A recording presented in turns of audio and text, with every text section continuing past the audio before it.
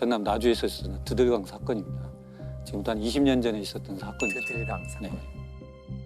장기 미제 사건이었죠. 지난 2001년 전남 나주의 드들강 강가에서 한 여고생이 숨진 채 발견됐는데요.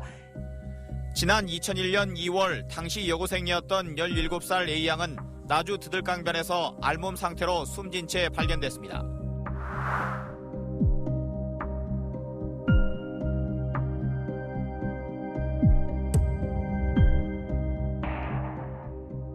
어떤 사건이었나요?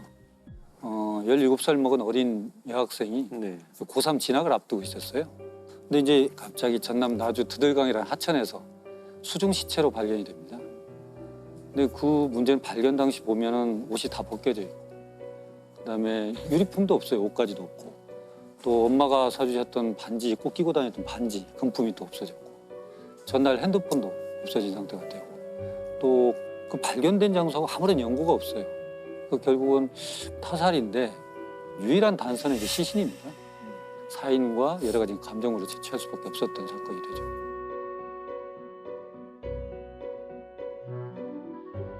우선은 외표 상황에 보여졌던 것은 옷이 벗겨진 채로 여학생이 발견된 거기 때문에 성 관련 강력 사건 의심할 수밖에 없어요. 그래서 성폭행 과정 중에서 살아있는 상태 때문에 어떤 저항이나 반항, 억압 손상이 있을 걸로 보여지는데, 이 손목이나 이런 쪽에 피하 출혈이 있고 그럼 제압당했다는 거거든요. 그렇죠.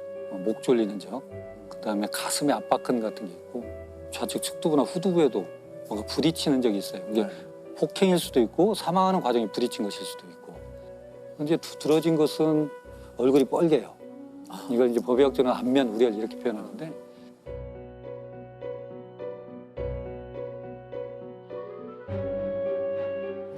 중요하게 봐야 될 것은 목을 조르면 안면 우열이 나타나는데 중간에 풀어버리면 또 싹 사라져요. 근데 이게 시체에서 계속적으로 안면 우열이 있다는 것은 사망할 때까지 목을 졸랐다는 거예요. 결국은 이건 경부 압박이 있었다라고 보여지는 거고, 여기서 이제 문제가 되는 게 또 있어요. 문제는 물속에서 발견됐으니까 피해자가 과연 물에 들어갔을 당시 생존한 상태였을까 사후였을까 이걸 봐야 되는데, 살아있는 상태였다면 물을 마시게 돼요. 그렇게 되면 물을 먹고 뿜고 하는 과정에서 기도에서 경련이 생겨요. 그럼 우리가 포말이라고 하는데 작은 거품 덩어리들이 생깁니다. 이것은 살아있는 상태에서 물에 들어갔다는 강력한 증거예요. 우리 법의학적으로는. 또 하나는 물을 먹게 되면 이게 기도로 들어와서 폐를 통해서 전신순환을 거쳐요. 심장이 뛰고 있으니까. 그럼 물속에서는 부유 미생물이라는 플랑크톤이라는 게 서식하거든요. 네. 눈에는 보이지 않지만 플랑크톤이 노출되지 않은 다른 원격 장기, 콩팥에서도 플랑크톤이 검출이 돼요. 네. 그러면 물에 들어가서 숨을 쉬었다는 거거든요. 그런 형태로 물속에서 목이 졸렸다 이렇게 보여지는 거죠. 그래서 경부압박 질식사지만 익사의 기전도 개입이 됐다 이렇게 저희가 결론을 내리게 됩니다. 아까 말씀드린 대로 성 관련 사망이 의심이 되고, 그래서 저희가 채취해서 DNA 검사를 하게 됩니다. 근데 이제 DNA가 나오면 사건이 쉽게 풀릴 것 같아요, 실은. 왜냐하면 그렇죠. 같은 사람만 찾으면 되니까요. 그래서 주변인들, 동네 사람들, 또 그 강변 근처에 있었던 여러 사람들에 대해서 DNA를 대조하게 되죠. 한 200명 정도. 근데 거기서 다 나오지 않습니다. 그러니까 결국은 그냥 미제 사건으로 빠져버린 거예요. 딱 DNA가 나왔는데 거기에 적당한 사람이 없으면 이제 그렇죠. 완전히 미국에 못 빠지는 푸는 거네. 거죠. 그렇죠. 네. 근데 그렇게 돼버리고 그러던 참에 이제 한 10년 정도 흘러가지고 10년이 지났어요. 예. 그래서 어디에서 찾게 되냐면 우리가 2010년도에 DNA법이라는 게 있어요. 강간, 살인, 방화 이런 사람들의 강력범의 데이터베이스를 구축하는 법이 있었어요. 그래서 재소자나 뭐 전과자들의 DNA를 다 데이터를 하는 와중에 2012년도에 목포 교도소에 수감 중인 김 씨의 DNA가 그 당시 확보했던 DNA 파일과 동일하다는 게 나옵니다. 그러면은 10년 전에 그 사건 때문에 채취한 DNA가 둘의 관계성을 누가 이렇게 대조해 보는 건 그게 이제 아니잖아요. 그렇죠. 그러나 우리가 이미 미제 사건의 범인으로 보인 DNA 파일을 갖고 있어요, 데이터를. 네. 그러고 이제 다시 강력범을 넣으면서 계속 대조를 합니다. 아, 서로 이렇게 자동으로 대조하게 돼 있나요? 그렇게 돼요. 일치군이 딱. 그래서 딱 나오게 된 거죠. 강력범은 DNA를 확보해서 다른 범죄와 비교할 수 있도록 법이 제정된 게 결정적인 단서가 됐습니다. 사건 당시 경찰은 범인의 것으로 추정되는 체액을 확보했지만 DNA가 일치하는 용의자를 찾지 못하면서 사건은 미궁에 빠졌습니다. 그러나 10년이 지난 2012년 다른 범죄로 무기징역을 선고받고 복역 중이던 김 씨가 DNA의 주인이라는 사실이 밝혀졌습니다. 그렇게 해서 이제 된 건데 이 김 씨가 왜 교도소에 복역을 했냐면 2003년도에 네. 전당포에서 2명을 살해를 해요. 그리고 2명을 유기로 합니다. 유기로 했는데 옷을 싹 벗겨버렸어요. 그러니까 비슷하죠. 네. 더더구나 피해자들이 갖고 있었던 시계, 귀금속 같은 걸 또 가져가고 그러니까 반지 없어진 거, 유기한 거, 벗긴 거 이게 유사하기 때문에 이건 범죄 행위 수법 비슷하다 이렇게 지목을 하죠. 근데 그렇게 됐는데 문제는 뭐냐면 왜 이 사람이 용의선상에 안 올랐을까? 네. 그 당시 이 김 씨는 사건 발생 당시로 보면 24살 정도 젊은 친구였어요. 이 A양하고 같은 동네에 살고 있었어요. 네. 그리고 같은 초등학교를 나왔고 A양이 다니던 PC방에 이 김 씨도 다녔던 것이 있고 근데 용의선상에 안 올랐다는 거죠. 왜냐하면 김 씨가 그 당시에 주민등록지를 전남 장성에 있는 형네 집으로 해놨어요. 주소 등록지로만 리스트를 잡으니까 전혀 안 잡혔던 거고. 문제는 또 뭐가 있었냐면 그 해에 어떤 절도 사건을 있었어요. 절도 네, 사건이. 네. 그래서 그걸로 교도소를 들어가 있었어요. 또. 그러니까 DNA 검사도 안 하고 당연히 수사도 안 받게 되죠. 예전에는 큰 중범죄를 저지르고 도피처로 작은 범죄를 저질러서 교도소에 수감되는 경우들이 있었어요. 그러니까 그것 또한 역시 뭔가 수사망을 피하려고 하는 의도적인 거 그렇죠. 아니었을까. 네. 일부러 그렇게 이제 추정은 되죠. 일단 처음에 굉장히 완강하게 부인했을 것 같은데요. 그렇죠. 이제 실은 DNA가 검출됐다는 얘기를 않고 접근을 해요. 형사들이. 그러니까 A양을 전혀 모른다. 만난 적도 없다는 건 당연하고요. 그렇게 완강히 거부를 했죠. 근데 나중에 보면 그 당시에 A양하고 인터넷으로 접속이 됐었던 것도 나와요. 그러니까 이것이 거짓말이었다는 건 나옵니다. 김 씨는 평소에도 인터넷 채팅 사이트를 통해서 여러 여성들을 만나왔습니다. 이 사이트에서 만난 여성들을 상대로 폭력을 휘둘러서 상해죄로 처벌받은 전력도 확인이 됩니다. 그게 이제 일관된 진술이 뭐냐면 그 당시에 내가 여러 여자를 만났고 그런 속에 성관계도 있었다. 그 중에 하나일 것이다. 그러나 살인은 내가 저지르지 않았다. 성관계는 있었지만 살인을 저지르지 않았다고 우기는 거니까요.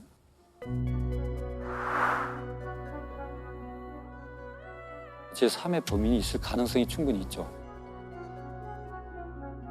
그러니까 결국은 성관계 시점하고 살인 시점이 어떻게 되느냐 이제 관건이 되는 겁니다. 그래서 이제 경찰은 그 부분에 대해서 이제 맞출 방법이 없어요. 그렇죠. 그래서 결국은 살인죄를 추궁하기에는 결정적 증거가 없어서 무혐의 처분을 해요. 검찰은 어쩔 수가 없었던 거죠. 네네. 그렇게 됐었습니다. 그러면 이제 기소 못하고 그렇죠. 유가족들은 굉장히 상심이 컸을 것 같은데요. 그렇죠. 왜냐하면 이제 우선은 타살 그리고 험한 모습으로 이제 강 하천에서 발견됐기 때문에 또 더더구나 DNA가 확보됐음에도 불구하고 살인죄하고 연결을 못 시킨다는 것은 참 안타까운 일이죠. 근데 그런 와중에 2009년도에 피해자의 아버지는 뭐 극단적 선택을 했다고 저는 듣고 있습니다. 그래서 가족들이 이제 여러 곳에 탄원도 하고 막 호소도 하고 해서 2015년에 이제 재수사를 들어가요.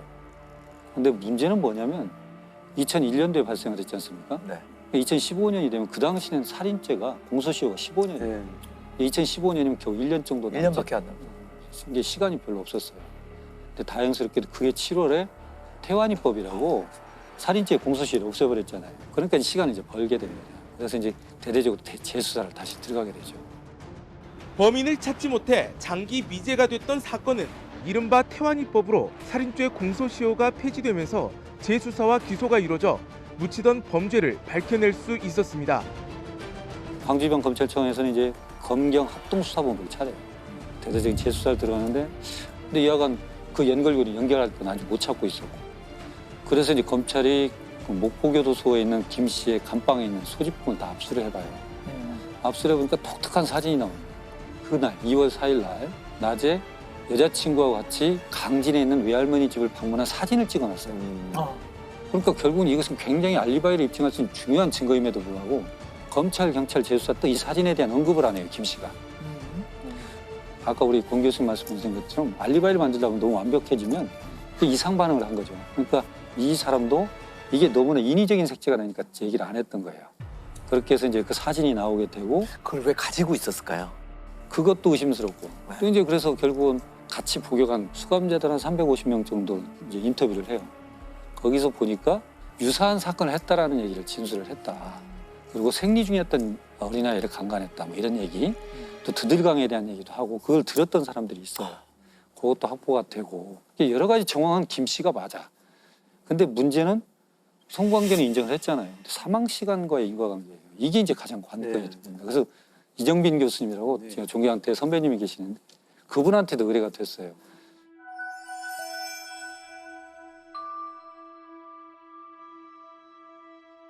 어디서 착안을 하냐면 아까 수중 시체로 발견됐다고 그랬잖아요. 그러니까 시신에서 증거가 소실될 확률이 높으니까 그래서 수사관들이 체액을 채취하는 과정을 정확히 기록을 했습니다.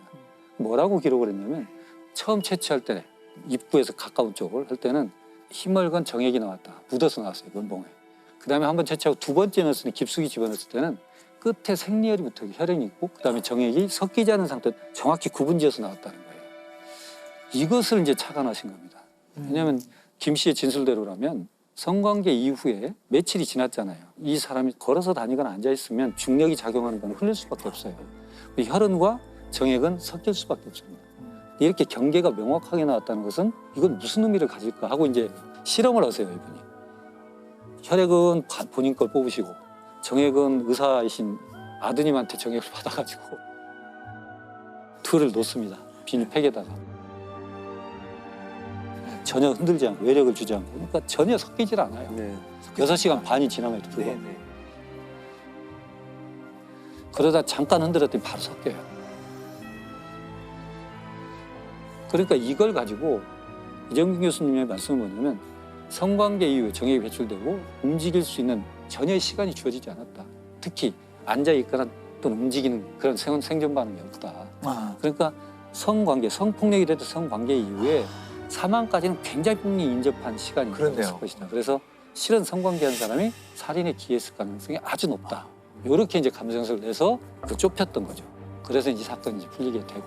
그러나 이제 김 씨는 끝까지 아직도 아니다라고 하죠. 근데 그것이 이제 그렇게 항변했음에도 불구하고 여타 이것들이 다 돼서 이제 2017년도에 무기징역 살인죄로 되죠. 그리고 이제 이게 대단하시죠. 공소시효가 없어지고 살인죄 공소시효가 없어지고 첫 유죄 판결이 있습니다. 전남 나주에서 발생한 드들강 여고생 살인 사건의 피의자가 16년 만에 무기징역을 선고받았습니다. 무참히 살해된 자녀를 떠나보내고 16년 동안 응어리진 삶을 살았던 가족들은 조금이나마 한을 풀게 됐습니다.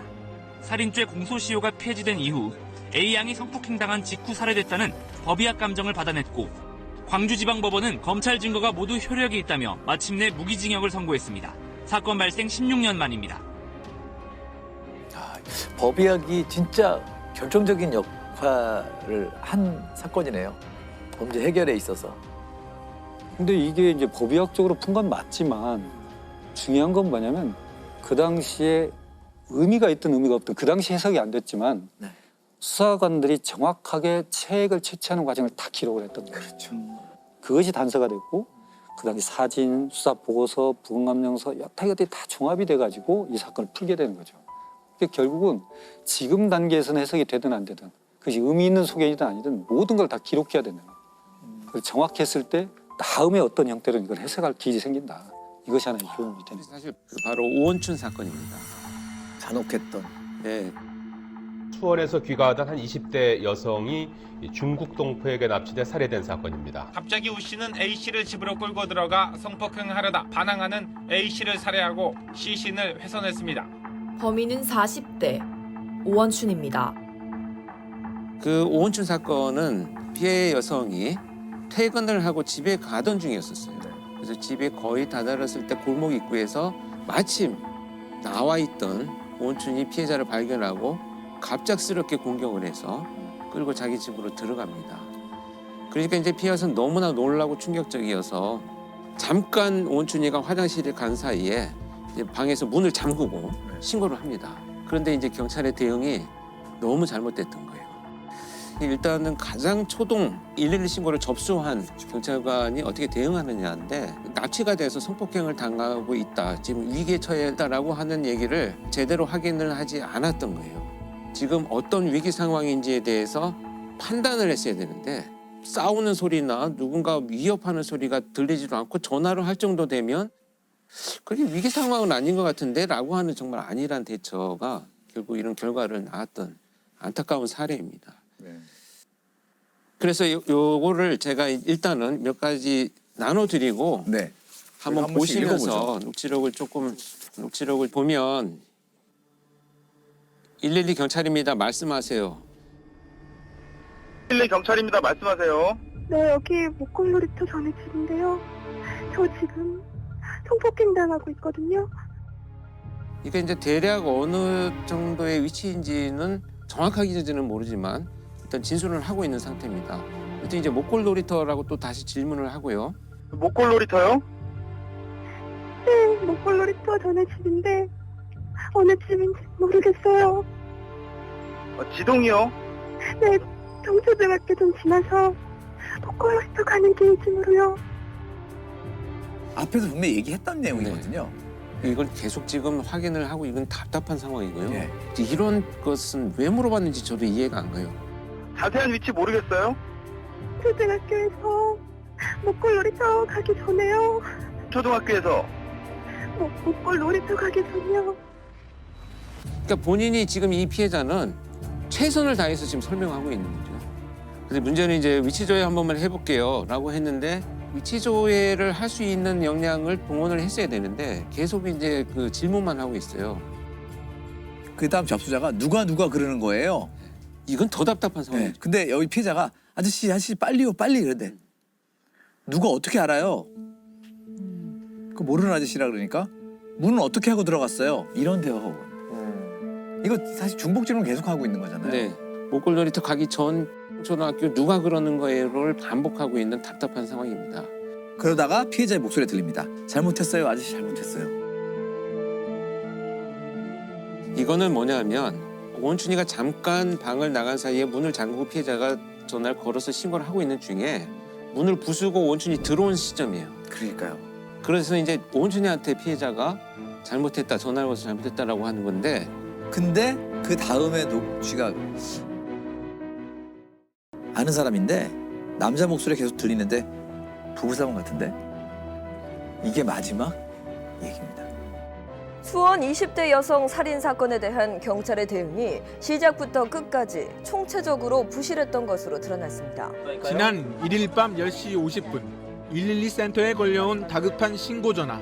그런데도 112 근무자 20여 명이 6분 넘게 피해 여성의 비명만 듣고 있었고 팀장은 손을 놓고 있었습니다. 더구나 피해자가 정확히 놀이터 전에 집이라고 말했는데도 집 아니라는 지령을 넣지 않아 현장 출동자들은 엉뚱한 곳만 헤맸습니다. 여기서 가장 큰 잘못은 구조 요청이고 위기 상황이라고 하면 어떤 상황인지를 자기가 자기적으로 임의적으로 판단하면 안 됩니다. 물론 자기들이 나중에 변명을 할 때는 집집마다 그렇다고 이 시간에 다 들어가 볼 수는 없지 않느냐라고는 하지만 사실 위기 상황이라고 판단이 되면은 지역 주민들이 뭐 경찰한테 항의하고 욕을 한다고 하더라도 해야죠. 이게 문제는 아니라고 저는 보거든요. 그렇죠. 그런데 이 당시에 지금 확인을 나중에 해봤더니 그 경찰관으로 임명된 지 얼마 안 된 초임 순경이 112 신고를 받았다는 것이 이제 밝혀졌죠. 진짜 공포에 떠는 사람의 목소리를 저희는 실제로 들어본 적이 없잖아요. 예, 그 사실은 이런 감지 능력이 경험이나 여러 가지로 좀 있어야 되는 분들이 받아야 되는 것 같긴 해요. 네, 당연히 이제 그 112 상황실에 이제 사실 발령이 나려면 충분히 교육도 되고 경험이 있는 사람으로 당연히 했었어야 된다. 이것도 조직적인 문제죠. 개인의 문제라기보다는.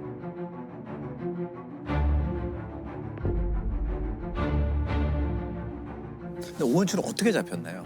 그냥 현장에서 잡혔나요? 당시에 그래서 밤새 거기 이제 형사까지 동원이 되어가지고 집집마다 수색을 하기 시작을 했습니다. 네네. 경찰이 계속 수색을 하면서 이 집의 문을 두드렸는데 열리지 않으니까 거의 반 부수고 들어갔는데 그 부수고 들어갈 때까지 시신을 훼손하고 있었던 거예요. 그래서 도망가지도 않고 예, 그 안에서 그냥 자기 집 안에서 그런 상황에서 체포가 된 거죠. 그래서 프로파일러의 작업으로 이제 면담을 하러 갔는데 면담을 하면서 제가 너무나 화가 났던 것이 아니 면담을 하고 있는데 뭐 미소 짓기도 하고요. 그 다리를 이렇게 꼬고 뭐 건들거리기도 하고 이런 모습이 있었어요. 그래서 정말 제가 면담을 한다는 목적은 많은 정보를 얻어내기 위해서 그런 것들을 정말 내가 이렇게 참고 끝까지 들어야 되는데 다리 내려 웃지 마 뭐 이런 어떤 그 이 제재를 하면서 마치 그 형사가 취조하듯이 제가 면담을 했던 이런 기억이 있습니다. 너무 화가 나고 못 참겠더라고요. 그러니까 죄의식이나 뭐 어떤 그런 게 하나도 없는 거죠. 없었어요. 근데 대화를 나누고 나서 분석을 한 결과는 사이코패스는 아닌 것으로 저는 일단은 면담의 결과 보고서를 작성을 했어요. 나중에 검사 결과도 20점 정도기 때문에 사이코패스가 높지는 않다는 결과가 나오긴 했습니다만. 또 어떻게 그럴 수 있을까요? 그러니까 이게 뭐냐면 어릴 때부터 성장의 배경을 쭉 들어보니까 사회적인 학습을 경험할 기회가 전무했었어요. 어떤 일이 발생했을 때 내가 어떻게 대처해야지 뭐 이런 성장하면서 우리가 조금씩 배워가는 사회화 과정이 너무 없었기 때문에 그 상황이 됐을 때 대처할 수 있는 합리적인 방법을 자기가 못 찾고 그냥 계속 훼손만 하고 있었던 거죠. 뭐 윤리의식이라든지 기본적인 그렇죠. 바탕이 되는 사회화되는 과정들이 지식이나 이런 게 하나도 없다라는 전혀 거죠. 없어요. 오원춘에 대해 대법원이 사형이 아닌 무기징역을 확정했습니다.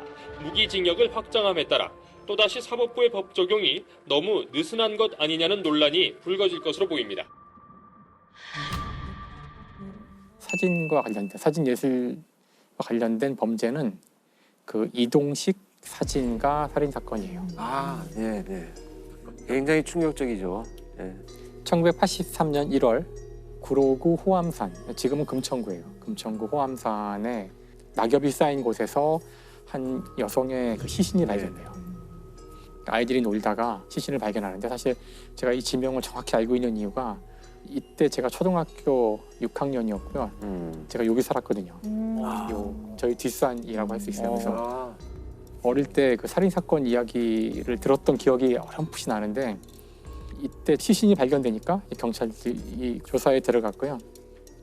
조사를 해본 결과 24살의 여성으로 밝혀졌고요. 독극물을 먹고 이제 죽은 걸로 사인은. 그 여성은 이발소에서 일하고 있던 여성이었고, 그래서 이발소의 단골 손님들을 중심으로 이제 쭉 탐문 수사가 시작된 거죠.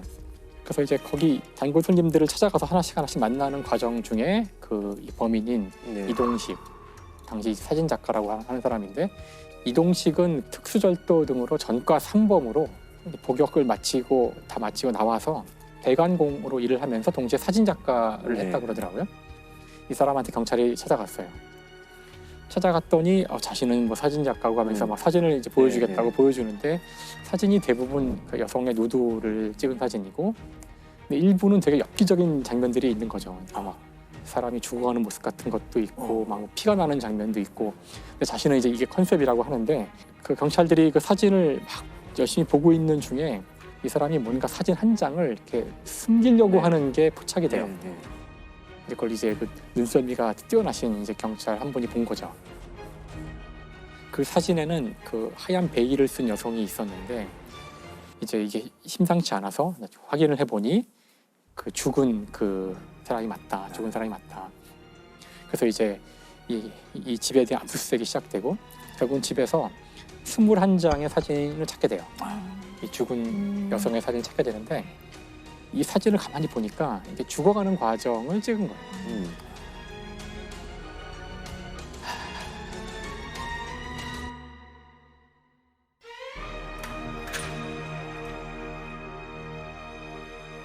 이동식은 사건이 일어난 1982년에 이발소에서 이 희생된 여성을 만나서 내 모델을 해달라고, 모델을 해주면 내가 유명하게 만들어줄게 해서 잘 유혹을 해가지고 산에 데리고 가서 사진을 찍은 거죠. 그래서 청산가리가 든 약을 주면서 날씨가 추우니까 감기 걸릴지도 모르니까 이걸 미리 먹어라, 이런 식으로. 그걸 먹었더니 이제 그때부터 청산가리에 의한 중독이 시작된 거죠. 그리고 죽어가는 사람을 사진으로 담은 거예요. 근데 일단 본인은 어떻게 둘러댔냐면은 자신이 죽인 게 아니라 그런 설정을 찍은 거고, 그러니까 죽어가는 모습인 척 찍은 연기해라. 거고, 우리는 헤어졌다.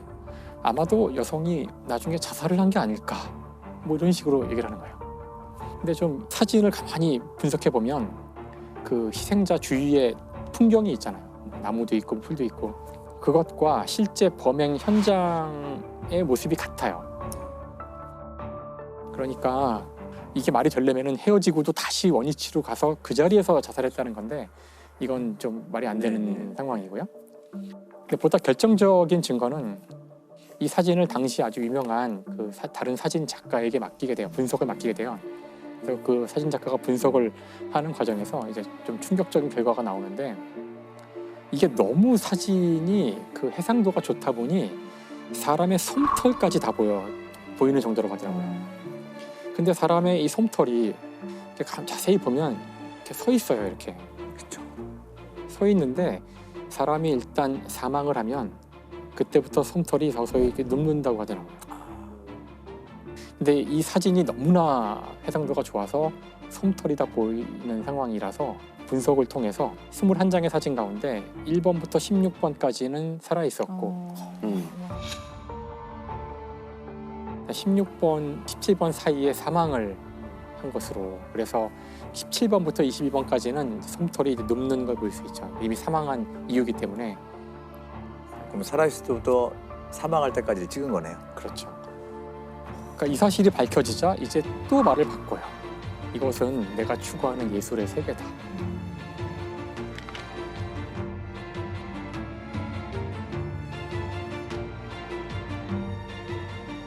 사실 말도 안 되는 변명을 하는 거죠. 살인자죠. 그렇죠.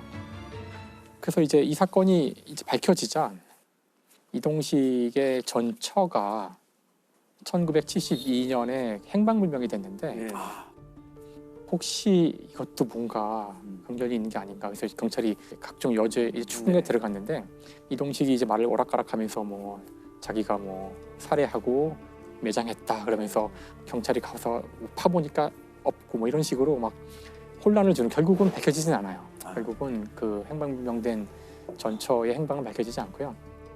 이 사건이 이제 하도 엽기적이다 보니 해외 토픽에까지 소개가 됐대요.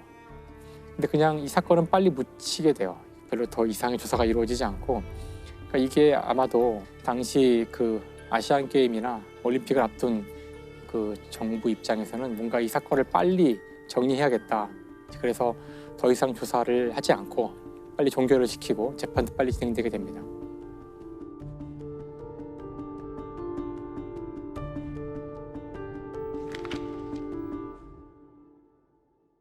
재판부에서는 결국 그 사형을 선고하고 실제로 사형이 집행돼요. 82년이니까 네, 86년에 사형이 집행됩니다. 권영 쌤도 이 사건 들으신 적 있다고? 예, 저는 이제 나중에 그 이 케이스 스터디하는 과정에서 이 사건을 알게 됐는데요. 굉장히 충격적이었고 그렇게 된 배경이 있어요. 이 범죄자는 처음에 그 자기가 사진으로 인정받았을 때 그 사진이 굉장히 끔찍한 사진이었어요. 처음에 막 닭을 죽이고 막 닭에 피가 물 막 뿌리고 뭐 그런 사진들 가지고 그러니까 그 끔찍한 사진을 전시회에 보냈는데 그 당시만 해도 굉장히 그런 충격적이고 뭔가 예술의 어떤 의미가 있다라고 판단을 했던 것 같아요. 제가 나중에 이제 그 분석을 해본 바로는 이 사람이 살아온 성장 배경 중에서 무언가 공식적으로 사회로부터 인정받는 게 그게 첫 번째의 어떤 계기가 됐거든요. 그래서 뭔가 그런 장면들로 인해서 자기가 계속 인정받는다라는 것이 과도하게 그렇게 범죄로 이어졌다 이렇게 보고 있습니다. 근데 이 사람은 어떤 이유였건 간에 자기가 하고 있는 것을 예술인 얘기가 아니죠. 그러니까 살인이고 살인이죠. 뭐 어떻게, 예. 너무 명확한 살인 범죄고 그렇습니다. 내가 했던 거는 범죄라기보다는 예술 행위이기 때문에 일종의 그 형법상 정당 행위다라는 주장을 많이 하는데 그런 식의 주장이 정말로 예술을 모독하는 행위거든요. 그래서 재판부에서 이렇게 얘기를 했네요. 인간의 생명은 예술 창작이라는 명목하에 그 도구나 수단으로 삼을 수 없다. 그러면서 사형을 선고한 거죠. 예술이 어디까지인지는 아무도 이제 알 수 없지만, 그렇죠? 언제나 논쟁이 있지만 사람의 생명을 그 도구로 했을 때에는 그건 용서받을 수 없다는 거는 넘을 수 없는 선인 것 같아요. 이 사건의 경우는 사진을 찍는 것이 이 사람은 이제 범죄였던 거고 사회적으로 좀 위협되는 범죄로 드러나죠. 거기 이제 우리 대표적으로 다들 알고 계시는 소위 이제 안인득 사건이라고 있어요. 진주 아파트에서 방화를 저지르고 대피하는 주민들을 계단에서 무참히 살해한 이런 사건이 있었습니다. 엄청나게 사회적으로 문제가 됐던 굉장히 심각한 사건이죠. 예. 오늘 새벽 경남 진주시 가좌동에 있는 아파트에서 40대 남성이 자신의 집에 불을 지른 뒤 대피하는 주민들에게 흉기를 마구 휘둘렀습니다. 불은 30분 만에 꺼졌지만 인명피해는 컸습니다. 주민들은 화재 당시 대피하다가 3, 4층 계단과 1층에서 피 흘리며 쓰러진 주민들을 발견했다며 당시 충격적인 상황을 증언하기도 했습니다. 이제 라이터로 불은 지고 난 다음에 이제 흉기 2자루를 준비해가지고 아파트 계단에 딱 앉아서 기다립니다. 이렇게 기다린 이유가 결국은 계획성을 가지고 대피하는 사람들을 모두 살해하겠다라는 뚜렷한 범행의 의도를 드러내는 거죠. 그 화재 경보가 이제 울리기 시작을 하니까 결국 이제 그 새벽에 갑자기 잠자던 분들이 얼마나 놀라서 이제 비상계단으로 유일한 대피를 했던 거죠. 이 사건으로 인해서 결국은요, 단 12분 만에 도피하던 어린아이들 또 여성들이 5명이 사망을 하고 중상해를 입은 분이 17명, 그래서 총 22명이 사망 상해를 당한 사건입니다. 그래서 양형이 어떻게 됐죠? 결국은 사형이 선고가 됐었는데 항소심에서 이제 결국 마지막으로 이제 무기징역이 확정이 됐습니다. 이제 왜 그렇게 이제 감형이 됐냐면 정신장애가 있는 범죄자들이 체포가 돼서 재판을 받게 되면 감정 의뢰를 해야 되는데 감정 결과 전형적인 조현병 증상에 해당이 된다. 이렇게 결론이 내렸습니다. 여기에서 나온 내용이 잠깐 제가 이제 읽어보면 개연성이 없어 보이는 두 대상을 연결해서 자신의 의심과 불신을 강화시키고 전혀 자기와 관련 없는 이 사람들의 일상생활을 나한테 해를 끼친다고 자꾸 연관시켜서 생각을 하는 이런 문제가 있다는 것을 이제 인정을 하는 거죠. 그리고 어떤 그 체포가 되어가지고 가면서 아마 여러분들 방송 뉴스에서도 보셨을 텐데 전혀 그 말도 안 되는 얘기를 하거든요. 주공삼자 아파트네. 완전 미친 정신 나간 것들만 수도를 가다 진주시 비리와 부정부패 심각합니다.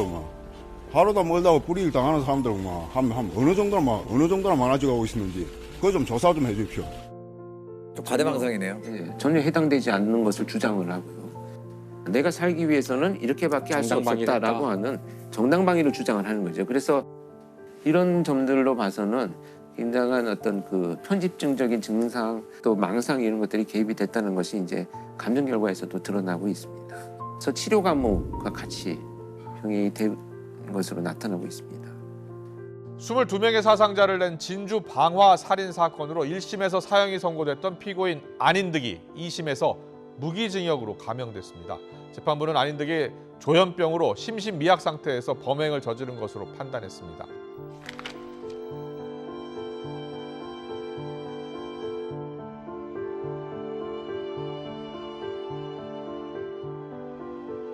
그 안인득 사건도 이제 그런 전조 증상이나 조현병 범죄의 공통점들이 나타났나요? 그렇습니다. 이 친형의 진술들을 이제 들어보니까 2008년도에 이제 좀 일을 하다가 허리를 심하게 다쳤는데 산재 처리가 안 돼가지고 그때부터 뭐 뭔가 이제 사회에 대한 불만도 생기고 막 망상도 생기고 그래서 2010년도에 행인들을 지나갈 때 갑자기 나의 산재를 처리해주지 않은 회사의 직원이라고 생각해서 막 칼을 휘두르는 이제 공격성이 막 드러나기 시작을 했어요. 그래서 이제 가족들이 치료를 시킵니다. 치료를 하고 있던 2011년부터 2016년까지는 자격증까지 취득을 하고요.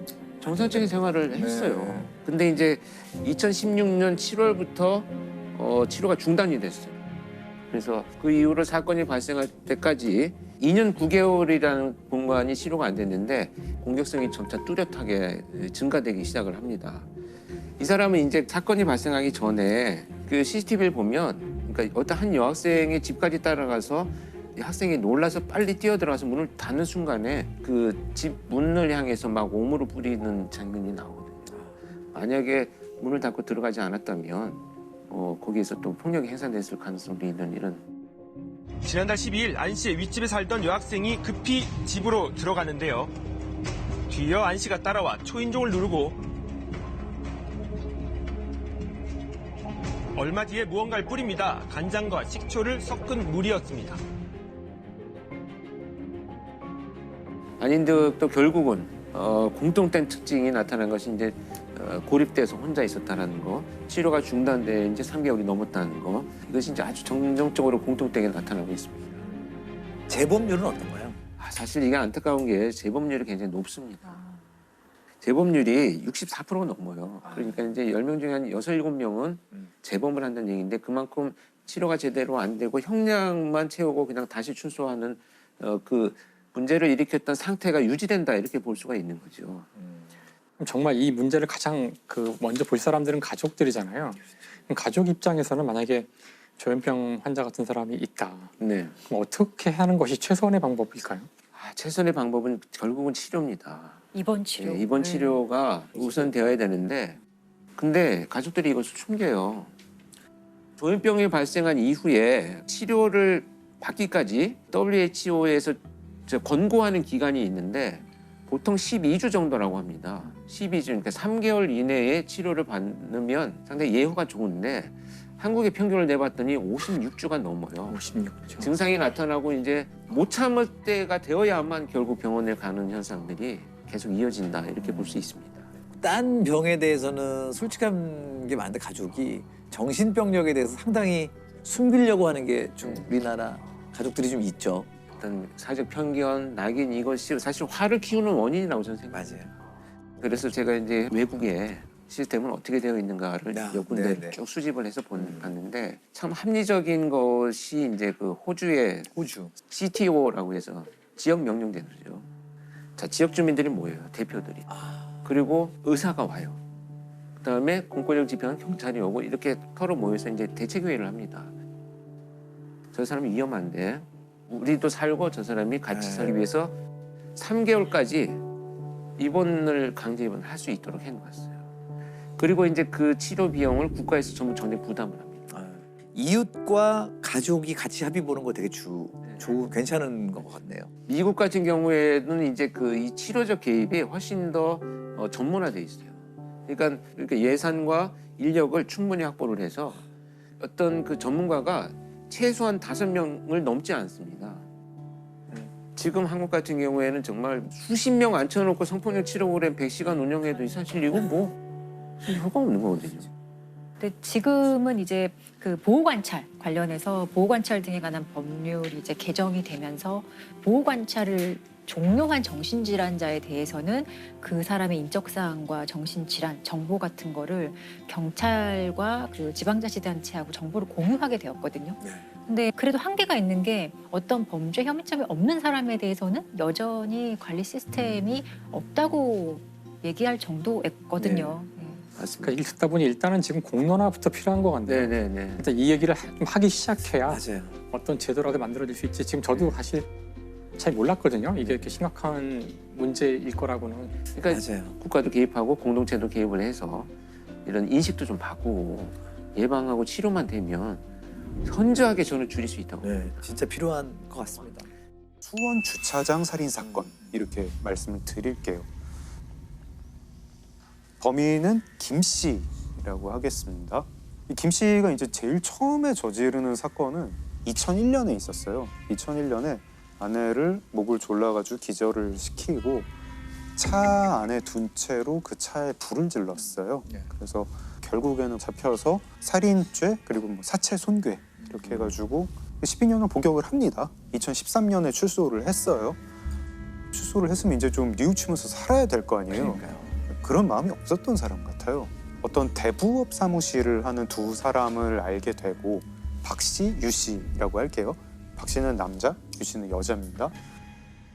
이 셋이서 또 나쁜 일을 꾸밉니다. 무슨 나쁜 일을 꾸미냐면 사설 경마장을 한번 차려봅시다. 이렇게 얘기를 해요. 2014년에 그래서 이 사설 경마장을 열어요. 그리고 이 박 씨랑 유 씨한테 김 씨가 투자를 해요. 이게 다 본인 말이긴 한데 합해서 투자한 돈이 2억 원이다. 이렇게 얘기를 합니다. 열고 어떤 일이 벌어지냐면 이 김 씨가 자기가 투자한 것만큼 수익이 자기한테 안 들어온다고 생각을 한 것 같아요. 네. 그래서 박 씨 오피스텔을 찾아갑니다. 여기 이제 왜 수익이 안 나냐, 왜 나한테 수익을 안 주냐. 만약에 사설 경마장이 수익이 그만큼 나지 않으면 그냥 내 돈 돌려줘라. 뭐 이런 식으로 박 씨랑 티격태격 말싸움을 벌입니다. 말싸움을 벌이다가 이제 감정이 격해지죠. 몸싸움이 됩니다. 김 씨의 옆에 아령이 있었는데 그걸 마구 내리쳐가지고 결국에는 박 씨를 살해합니다. 다음 날 결국에는 강원도 야산에 이 박 씨 차를 타고 가가지고 안매장을 하기까지 해요. 그리고 다음에 김 씨가 하는 일이 뭐냐면은 박 씨 신분증을 가지고 선불폰을 만들어요. 박 씨 명의로. 그리고 그 선불폰으로 박 씨의 누나한테 문자를 보냅니다. 누나 나 사업 어려워가지고 좀 도망 좀 가야겠어. 외국으로 나 도망간다. 이러고 문자를 보내요. 그리고 안매장 연락이 안 될 것이다 이러면서. 예, 그렇죠. 심지어 안매장을 하기 전에 김 씨가 박 씨 집에 수습을 하려고 하고 있는데 박 씨 누나가 찾아오기까지 합니다. 그때 김 씨는 되게 태연하게 박 씨 누나한테 당신 동생이 지금 내 돈 가지고 튀어가지고 내가 여기 왔는데 이거 어떻게 할 거냐고 막 이러고 따져요. 그러니까 박 씨 누나는 자기 동생을 살해한 그 김 씨한테 아유 죄송합니다, 미안합니다, 네, 집으로 돌아가요. 도망간다니. 네, 갔다니. 나중에 정말 황당한 거는 이 김 씨는 나중에 박 씨 가족 집을 또 몇 번 찾아갑니다. 찾아가가지고 당신 동생은 아직도 한국 안 왔는데 내 돈 어떻게 할 거냐 이래가지고 돈을 꽤 받아가기도 해요. 네, 정말 뻔뻔하죠. 그리고 이제 가끔 가다가 그 박 씨 명의로 개설한 선불폰 이걸 가지고 박 씨 가족들, 지인들 그리고 심지어 자기랑 사설 경마장을 같이 운영하던 유 씨한테도 문자를 보냅니다. 살아있는 척, 도피 중인 척 하면서. 그래서 박 씨 가족은 그 박 씨가 사망했다는 사실을 전혀 눈치도 못 채고 실종 신고도 안 했어요. 어딘가 숨어 있구나. 네, 이렇게 2년이 지나갑니다. 굉장히 보통 거는 좌불안석이었을 것 같은데 어떻게 지냅니까 김 씨가 그래서? 원래 그 셋이서 사설 경마장을 하고 있었잖아요. 근데 이제 박 씨가 사망했으니까 김 씨랑 유 씨랑 둘이서 경마장을 하게 됐죠. 사업이 잘 됐어요. 그래가지고 게임장도 열었어요. 둘이서 이제 사업을 하는데 또 김 씨가 이 탐욕스러운 마음이 생기는 거예요. 뭔가 수익 배분을 난 좀 더 받고 싶다. 유 씨한테도 이제 슬슬 불만이 생기는 거예요. 그래서 유 씨를 불러내는데 박 씨 휴대폰으로 불러내요. 수원의 어떤 건물 지하 주차장으로 이렇게 불러내니까 아마 그 유 씨는 그 2년 전에 도망간 박 씨가를 이제 오랜만에 만나겠네 하면서 왔겠죠. 나왔는데 그 지하 주차장에서 있던 거는 이제 김 씨가 나오고 유 씨가 타고 있던 차에 김 씨가 이제 들어갑니다. 거기서 또 말썽을 하다가 김 씨가 유 씨를 목을 졸라가지고 살해를 합니다. 되게 좀 악마 같은 사람인 것 같아요. 그리고 이제 정말 대담한 게 뭐냐면 그래도 박 씨는 이 살해를 한 다음에 안매장을 했잖아요. 네. 이제는 뭐 안매장도 약간 좀 성가시다? 그냥 유 씨를 트렁크도 아니고 뒷좌석에 눕히고 그 위에 티슈 한 장 올리고 그때 밤이었는데 수원에서 두 번째로 큰 공영 주차장에 갑니다. 야외 주차장이에요. 네. 그 날이 이제 일요일 밤이었거든요. 이 주차장은 주말에 쉬어요. 그리고 CCTV도 별로 많이 설치가 돼 있지 않은 그런 주차장이었어요. 거기에 그 차를 몰고 갑니다. 가서 그날 맑은 날이었거든요. 차에서 내릴 때는 우산을 펴고 내려요. 얼굴 가리는 용도로. 새벽 1시에 또 그 박 씨 선불폰으로 자기가 알던 변호사 사무실 직원한테 문자를 보내는데 문자 내용이 형님 제가 같이 일하던 여자를 죽였어요. 지금 그 시신을 수원의 무슨 공영 주차장에 차에 뒀는데 차 번호가 이거예요. 형님이 경찰에 신고를 해주시면 제가 한 달 내에 자수하겠습니다. 이 문자를 받은 변호사 사무실 직원은 박 씨라고 생각을 하죠. 최근에 모습이 안 보였던 그 박 씨. 이 변호사 사무실 직원이 놀래가지고 아침에 경찰에 신고를 합니다. 그 수원 공영 주차장에 갔더니 그 번호 차가 있어요. 봤더니 이제 어느 여인이 뒷좌석에 누워 있고 얼굴에는 티슈가 덮여 있고 목 절려 죽은 것 같아 보이는 상태로 사망을 했죠. 오늘 오전 10시쯤 수원시 한 공영 주차장에서 60살 여성이 승용차 뒷좌석에서 숨진 채 발견됐습니다. 경찰은 오늘 오전 지인인 여성을 살해한 뒤 차 안에 방치했다는 내용의 문자 메시지를 받은 신고자의 제보로 수색을 했다고 밝혔습니다. 경찰이 이제 수사하는데 이제 제일 먼저 하는 거는 그 문자 보낸 박 씨라는 사람 찾아야죠. 근데 좀 이상한 거예요. 이 박 씨는 외국에 있다고 하는데 박 씨 휴대폰은 국내에 있어요. 그렇죠, 기지국 그렇죠. 국내에 있고 휴대폰 통화 내역을 봤는데 모든 사람과 문자로만 소통을 하고 이 박 씨는 뭐 이렇게 한의원을 주기적으로 가가지고 뭐 물리치료를 받는 사람이었다고 해요. 최근 2년 새 받은 적이 없고 신용카드 쓴 적도 없고 너무 생활 반응이 없는 거예요. 소위 이제 생활 반응이라고 하는 것은 이제 법의학에서 얘기하는 생활 반응하고는 완전히 다른 의미인데 생존 반응이라고 이제 쉽게 해석을 하죠. 우리가 지금 이 시대를 살아가면서 흔적을 안 남길 수는 없어요. 그러니까요. 신용카드, 휴대폰, 기지국, 그다음에 뭐 교통카드, 특히 이제 의료는 전혀 안 남길 수가 없고 그런데 이런 것들이 전혀 나타나지 않는다는 것은 이 사람이 문제가 있다는 거예요. 아마 제가 볼 때는 지금 이미 수사팀에서는 휴대폰만 나오고 나머지 생존 반응이 없다라고 하는 것은 이 사람한테 문제가 있다는 것을 이미 포착을 했는데 그 정도 막연한 거 가지고 지금 체포를 못하니까 아마 증거 자료를 수집하고 있는 단계라고 생각을 합니다. 사실 뭐 이렇게 생존 반응이 없으니까 경찰에서 수사하면서 뭐 그렇게 오래 걸리지도 않았어요. 금방 알았어요. 이거 산 사람이 아니구나. 누가 이 폰을 가지고 문자를 보내고 있구나. 누굴까? 근데 이게 너무 쉬운 게 김 씨 핸드폰이랑 박 씨 핸드폰은 늘 기지국이 같은 거예요. 그럼 김 씨죠. 바로 체포를 합니다. 거기서 답이 나오네요. 그리고 그 우산도 참 뭐 오히려 덜미를 잡게 해준 게 우산은 비닐봉투에 넣는 게 CCTV에 잡히거든요. 그리고 조금 있다 보니까 김 씨 집 주변에서 김 씨가 그 똑같은 비닐봉투를 들고 있는 게 또 잡혀요. 그래가지고 뭐 이거 두 개 맞으니까 데려다 놓고 이제 피의자 신문을 하죠. 경기도 수원의 공영 주차장에서 60대 여성을 살해한 남성이 2년 전에도 살인을 저지른 것으로 드러났습니다. 동업자를 살해한 혐의를 받고 있는 60살 김모 씨가 결국 2년 전 돈 문제로 다투다 박 씨를 살해해 강원도의 한 야산에 묻은 혐의도 털어놨습니다. 이 사람은 2001년에 교도소에 가서 2013년에 나왔잖아요. 2001년에 아내를 죽인 김 씨는 3년 동안 두 사람을 더 죽이고 2016년에 다시 교도소에 갑니다. 그래서 무기징역. 아마 뭐 교도소에서 삶을 마감할 텐데 이 사건을 보면서 어떤 격언이 하나 생각났는데 이게 뭐 흔히 링컨이 했다고 하는 격언인데 모든 사람을 잠시 속일 수 있다. 몇몇 사람을 영원히 속일 수도 있다.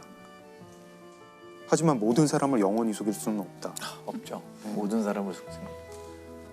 이 김 씨가 박 씨를 살해했을 때 그리고 이제 거짓 계획으로 사람들을 속였을 때 몇몇 사람만 속인 거잖아요. 근데 그러고 나서 유 씨를 살해한 다음에는 이제 간 크게도 수사기관을 속여야겠다. 내가 모든 사람을 속여보겠다라고 했더니 며칠도 안 돼가지고 그냥 바로 들통이 났습니다. 강 변호사 얘기 들으니까 의외로 완전 범죄라고 범인이 안 잡힌 것들은 그냥 우연히 안 잡혔을 것 같아요. 그쵸. 완전 범죄를 꿈꿨던 사람들은 다 잡히고 네. 어떻게 하다 보니 안 잡힌 사람들일 것 같아요. 맞아요. 미제 사건들은. 네. 어떻게 보면 그런 경향성이 높아요. 그렇죠. 네. 그러니까 완전 범죄 자체가 본인의 계획이 성공해서 안 잡힌 게 아니고 그냥 이상한 예상할 수 없는 우연히 뭐 깃들어가지고 안 잡힌 거지 역시 그 완전한 알리바이 이런 건 없는 것 같아요. 용인 택시 연쇄 강도 살인 사건으로 보도가 된 사건입니다.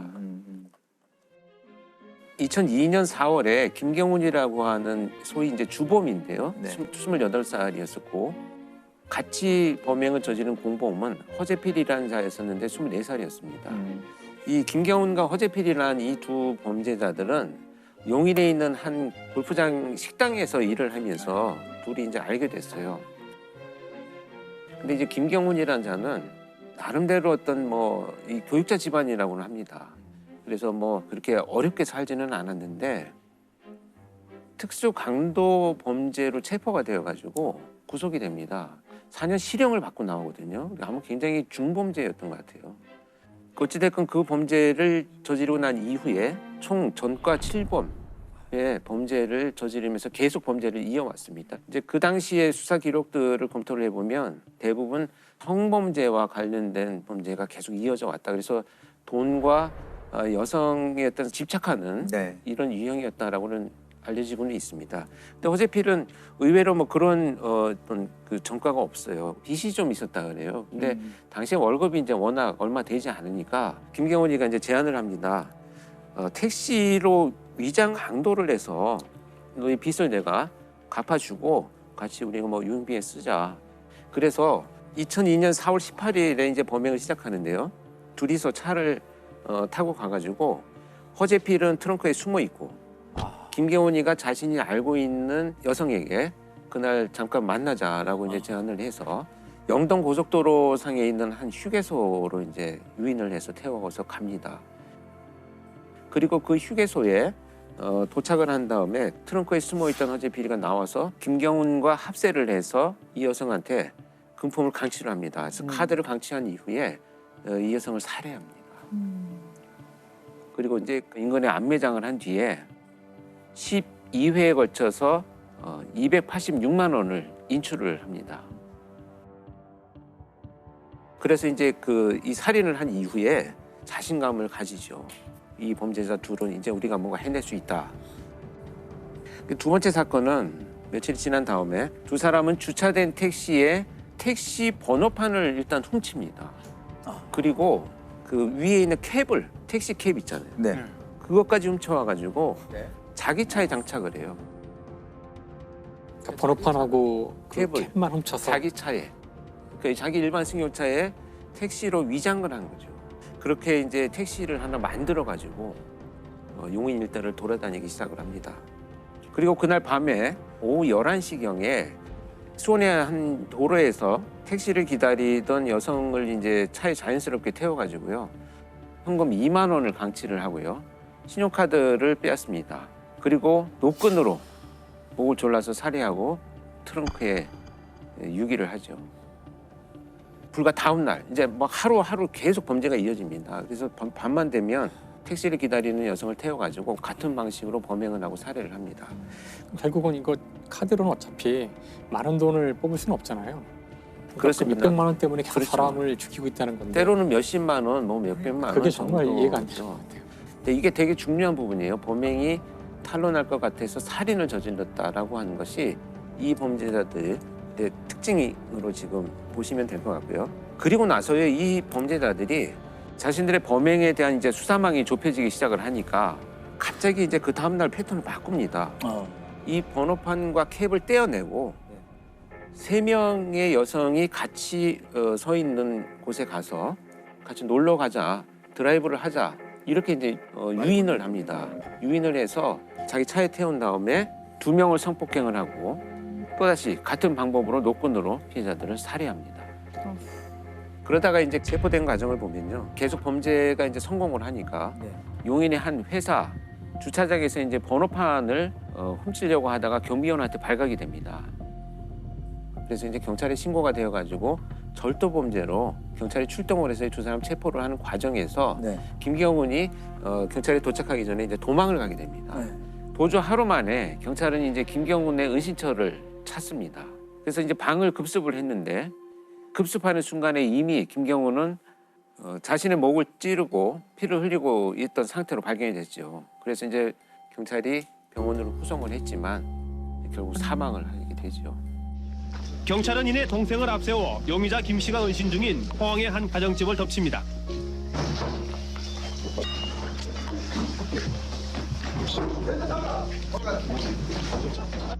방 안에 숨어있던 용의자 김 씨는 경찰이 들이닥치자마자 바로 자결을 시도합니다. 용의자 김 씨는 병원으로 옮겨졌으나 오늘 오후 6시쯤 끝내 숨졌습니다.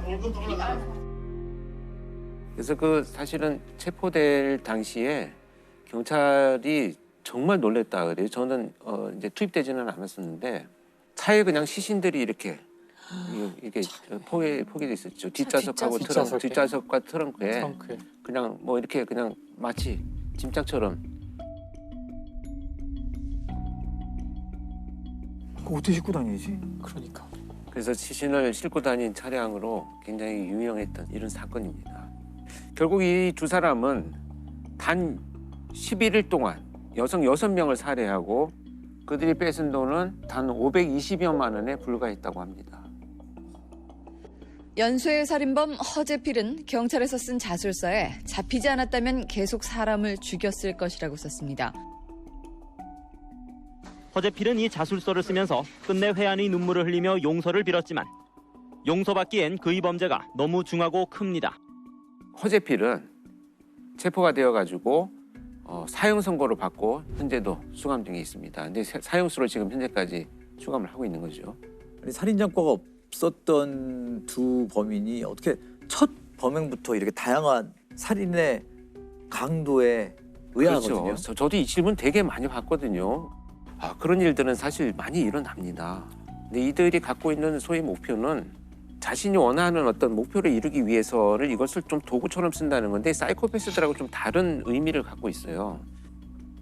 여기에서 우리가 어떤 걸 주목해야 되냐면 택시 연쇄 강도 살인 사건의 본질은 금품 감취의 목적인 강도 범죄를 이어나가기 위해서는 어떻게든 증거가 인멸되어야 되고 증거 인멸의 방식은 성폭행을 하는 것이고 신고하면 결국 너만 손해다. 가족들이나 남편 또 다른 사람들이 알게 되면 이런 이제 신고되지 않는 범죄들이 훨씬 많고요. 정확한 내용을 파악하기도 어려운 한계들이 있습니다. 또 신고율이 거의 10% 넘어가는 통계가 잘 없어요, 실제로. 전체 사건 중에 10%를 잡아도 아주 많이 잡는 통계고.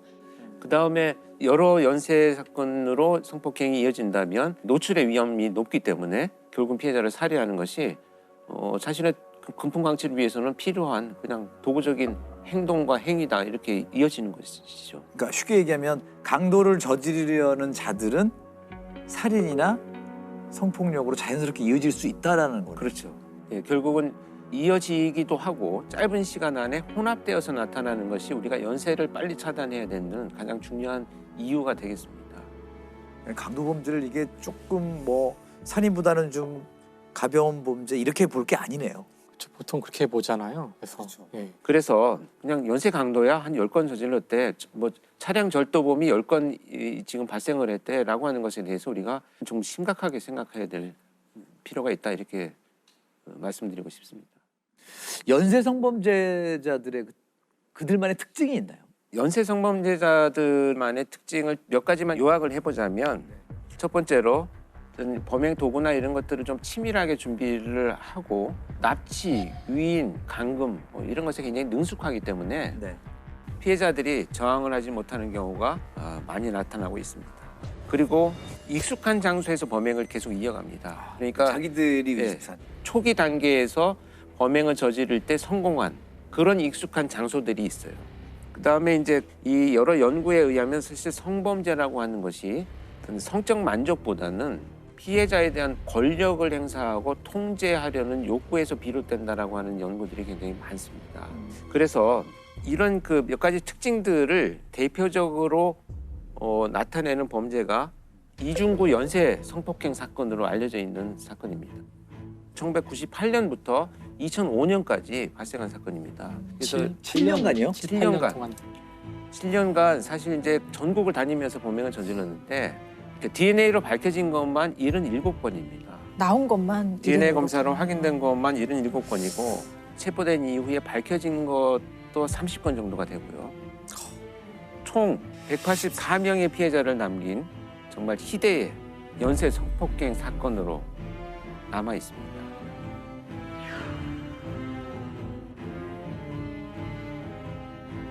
이 이중구는 택시 기사였었어요. 그런데 범행이 처음 발생한 발단이 뭐였었냐면 어떤 여성이 밤늦게 자기 차를 탔는데 돌아왔다라는 이유로 차량 내에다가 택시비를 던져주고 갔다는 거예요. 이건 뭐 본인이 주장하는 겁니다. 그러다 보니까 이제 화가 나서 그 여성이 들어가는 집을 기다리고 있다가 나중에 침입을 했어요. 침입을 했더니 그 여성이 혼자 있어서 자기가 성폭행을 저질렀다라고 이렇게 주장을 합니다. 그 이후로 이제 지역을 옮겨가면서 엄청난 연쇄 성범죄를 저지르기 시작합니다. 주로 젊은 여성들이 많이 살고 있는 대전의 한 원룸촌입니다. 지난 10년간 이 지역에서만 100여 건의 성폭행이 신고돼 여성들의 불안감이 계속되었습니다. 답답하죠. 왜 못 잡을까? 빨리 잡혔으면 하는 바람이죠. 아니, 피해자 수도 굉장히 충격적이고 또 수법도 굉장히 지능적이고 잔인하다고 들었거든요. 이 정말 이런 연쇄 범죄가 성폭행을 목적으로 한 범죄인데 이 성폭행이 첫 번째 범죄를 자기가 진술한 것처럼 화풀이를 했다라고 하는 이 진술이 되게 중요한 부분이거든요. 그러니까 성폭행을 통해서 피해자가 정말 회복될 수 없는 끔찍한 일을 당하고 있는 이런 어떤 고통스러운 모습, 여기에서 아마 굉장히 큰 자극이 된 것으로 판단이 됩니다. 그러다 보니까 범행이 이어져가는 수법도 굉장히 지능적이었고 잔혹했습니다. 범행 초기엔 주로 원룸에 혼자 사는 여자들이 대상이었습니다. 늦은 밤 귀가하는 여성을 따라 들어가거나 아예 가스 배관 등을 타고 미리 들어가 여성이 귀가하길 기다렸다가 성폭행하는 식이었습니다. 이후 발바리의 범행은 갈수록 점점 더 대담해졌습니다. 같은 장소에서 여러 명의 여성을 동시에 성폭행한 경우도 여러 차례 있었습니다. 심지어 한 번 성폭행한 여성을 다시 찾아가 또 성폭행한 경우도 있었습니다. 7년 동안 그 수많은 피해자들 중에 몇몇은 경찰에 신고했을 것 같은데 그런 건 없었나요? 경찰에 신고를 당연히 했죠. 신고를 해서 경찰이 수사를 했는데 이 당시에 저도 사실 그 현직에 제가 있었을 때인데 계속되는 범행이 이어지니 지방에 있는데 이런 범죄 패턴에 대해서 이제 음성 의뢰를 받았었는데 그 당시에 몇 건의 신고된 피해자들은 전부 성폭행이 일어나고 난 이후에 몇 시간 동안을 씻게 만들었어요. 그래서 현장에서 증거물 확보가 불가능했었죠. 피해자들이 그러고 나니까 신고를 해도 불가능하겠다라고 체포가 불가능하겠다라고 포기하는 부분들도 많이 있었고요. 그러나 이제 증거가 나중에 나오긴 했습니다만 이 연쇄 성폭행 이중구의 이런 범죄의 유형이야말로 우리가 생각하는 어떤 테러와 같은 정말 성범죄죠. 이런 끔찍한 범죄 행각을 좀 끊지 못했던 이 심리가 뭘까요? 이런 범죄를 저지르는 자들이 마치 이제 중독이라고 표현하는 이 뇌 기능의 변화를 같이 일으킵니다. 그러니까 예를 들면 내가 사람들한테 늘 모멸과 멸시를 받아왔다라고 생각하는 이런 왜곡된 주관적인 어떤 감정, 이런 것들을 이제 누군가를 지배함으로 해서 회복한다라고 하는 이런 그 감정으로 연결됐을 가능성이 굉장히 높다고 보고요. 그래서 저는 이 연쇄 성폭행 범죄자들이 성중독이라고 생각을 합니다. 자, 이 잔인했던 이중구의 범죄는 어떻게 마무리가 되나요? 결국은 이제 끝까지 이제 이 여러 군데 지역에서 발생한 범죄자들을 이제 경찰이 신고로 받기 시작하면서 DNA를 확보를 합니다. 발발이 이중구 씨 검거에 결정적인 역할을 했던 것은 DNA 감식 기법. 경찰은 범행 현장에 남겨진 통신과 차량 정보를 모두 뒤져 최소한 2번 이상 등장하는 10명으로 용의자를 압축해 주거지 파악에 들어갔습니다. 이 씨는 용의자 중 한 사람으로 지목됐고 이 씨 집에 남아있는 자녀의 DNA를 확인한 결과 가장 유력한 용의자로 결론 내렸습니다. 이중구의 형량은 어떻게 됐나요? 그래서 이제 그 최종 77건의 성폭행 사건의 범인으로 일단 확정이 되어가지고 무기징역이 선고가 됩니다. 오늘 제가 말씀드린 것은 연쇄 강도 강간 범죄지만 연쇄 범죄는 시작되는 순간 결국 계속되는 자극의 발전으로 진화가 되기 때문에 초반 수사가 중요한 유형의 범죄입니다. 그래서 연쇄 강력 범죄에 대한 연구가 지속되어야 되고요. 그에 따른 실효성 있는 예방 대책도 늘어나야 된다 이렇게 생각을 합니다.